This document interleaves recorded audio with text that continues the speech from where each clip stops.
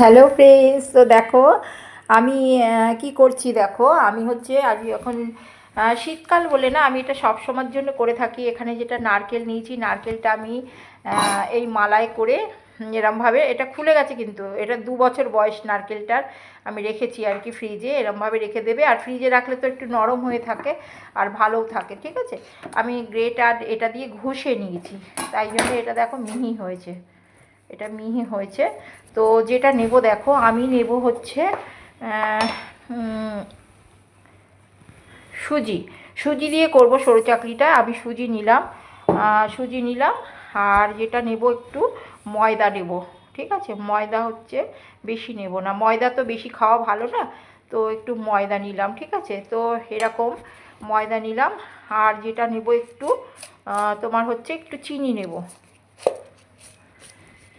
একটু চিনি, চিনি গুঁড়ো,